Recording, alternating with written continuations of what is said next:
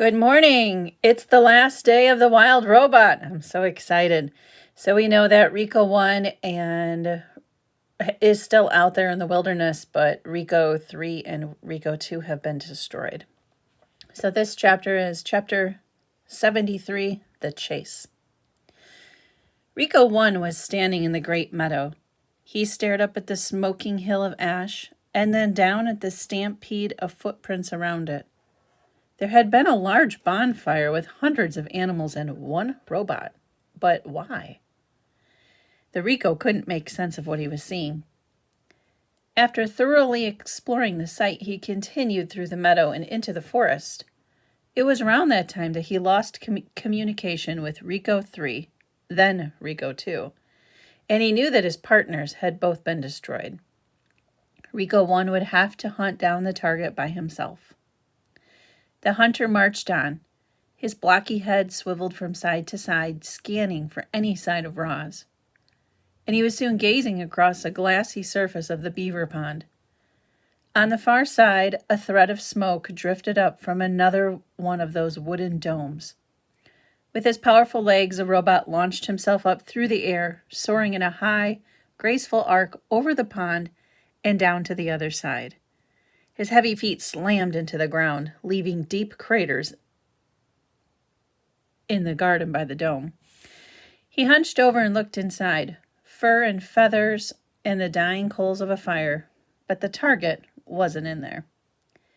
The Rico stood perfectly still and watched as soft rain started dripping down through the tiers of the forest. And then he sensed it. Up in the canopy was something that didn't belong. Roz had been spotted. The hunter watched his target drop down from branch to branch down to the forest floor. Then she bounded away through the thickly tangled underbrush, without stirring a leaf, without snapping a twig, and vanished into the green. However, Rico 1 had other means of tracking her. He could sense her electronic signal. The signal was gliding around the edge of the pond, but it was fading fast. A few more seconds and he would lose it entirely. Rico 1 burst into a sprint. The forest seemed to sway and quake from his stomping strides. And a minute later, the forest really did begin to move. Trees were toppling down on the Rico. He fired his rifle and 2 toppling trees turned to ash. Then a third swung down through the smoke and hammered his body into the ground. Rico 1 shoved the tree aside, pulled himself up, and continued to hunt. He didn't notice the beavers diving back into the pond. Rico 1 tore through the brambles and leaped over the boulders, and suddenly the ground was caving beneath him. Down, he fell into a deep pit, crashing against the bottom and twisting his leg. The robot violently pounded his leg back into shape, and then he launched himself up and out of the pit.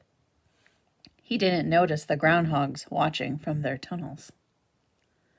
The hunter faced one trap after another. He was pelted with flaming pine cones,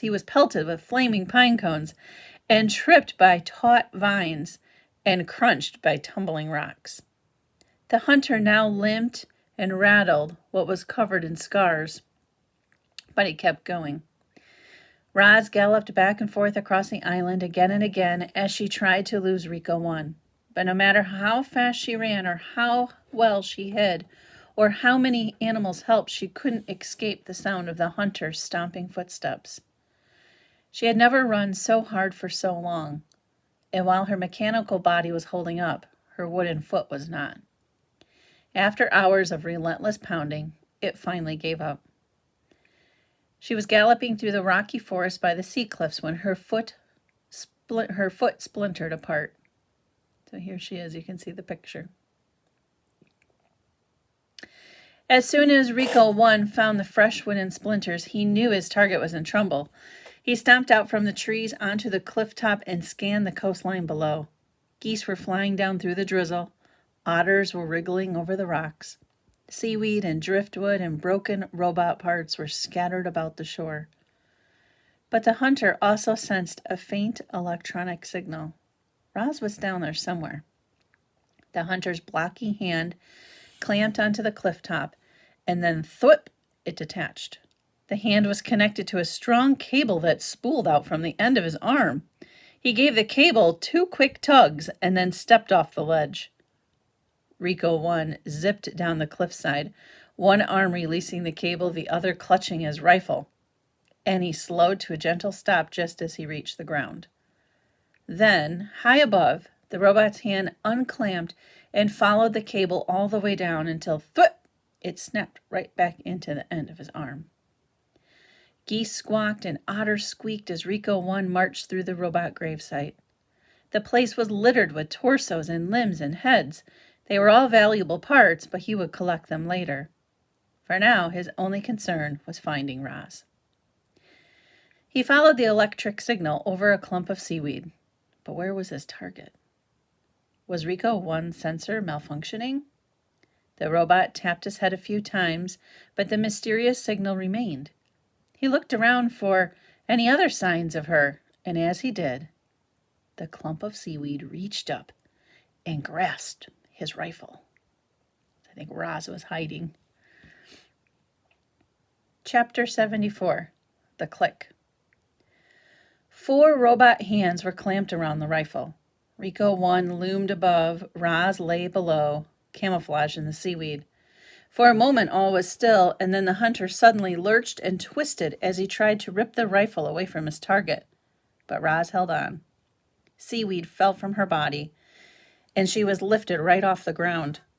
Her legs dangled in the air until she pounded a foot and stump against the hunter's broad chest, leaned back, and pulled out the rifle with all her strength.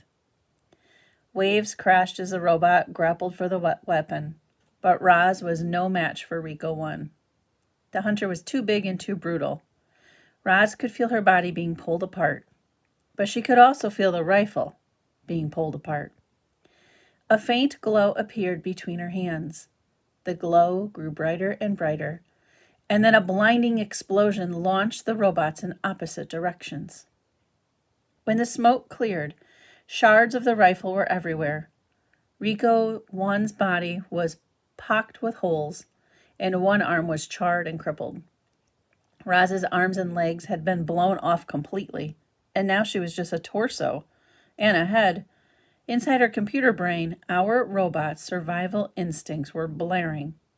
Her battered body simply could not take any more damage. Clearly, Roz was not designed for combat, but Rico was. He pulled himself to his feet and he hobbled toward the target.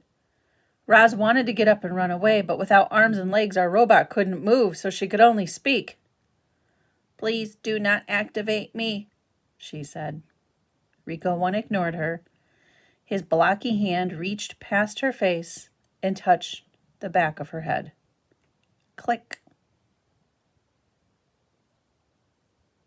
Chapter 75, The Last Rifle. With the target deactivated, Rico 1 calmly moved on to the next phase of his mission.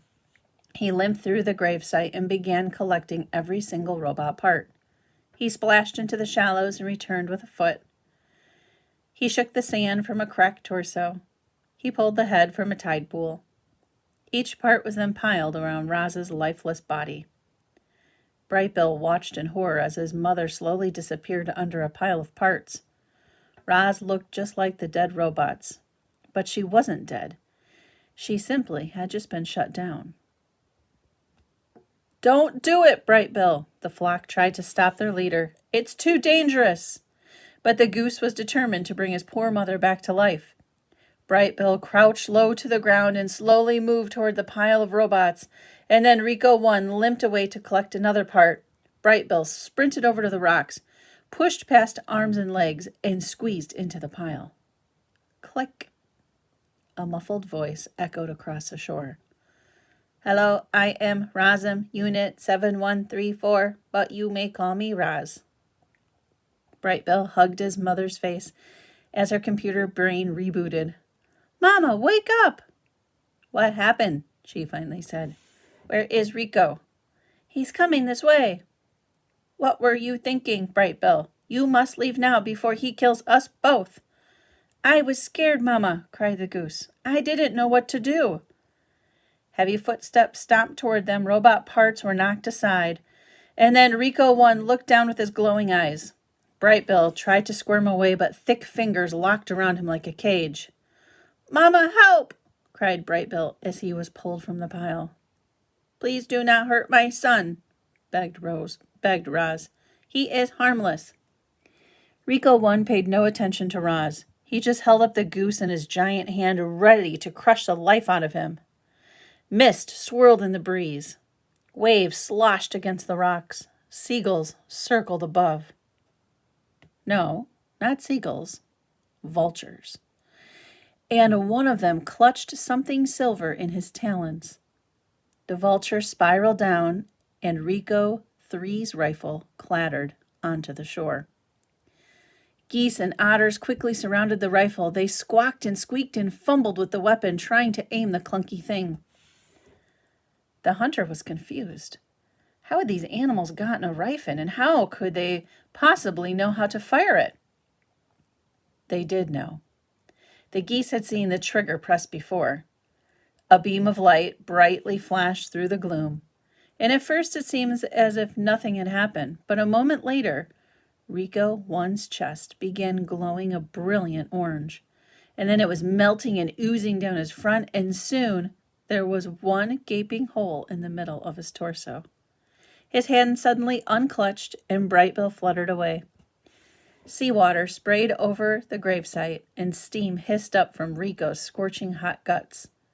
He shook and twitched and collapsed beside Roz. And here is a picture of Rico 1.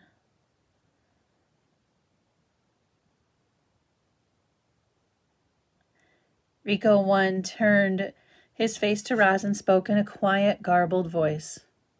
"Rico's will come for you, and if you did destroy them, still more will come. The makers will not rest until all missing robots have been retrieved." When will they come?" said Roz. "How long do we have?" "You can still be fixed, Roz. Go to airship. Bring all the robot parts with you. The ship knows what to do." His voice went silent, his eyes dark. Rico 1 was dead.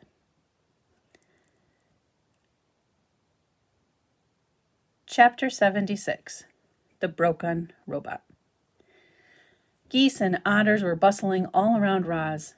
They were pulling arms and legs out from the robot pile and pressing them against her body. They were hoping to hear the thwip sounds, that the robot limbs would snap right into place, and that Roz would return to her old self and life on the island would go back to normal. But nothing happened. No matter what they did, the limbs wouldn't attach.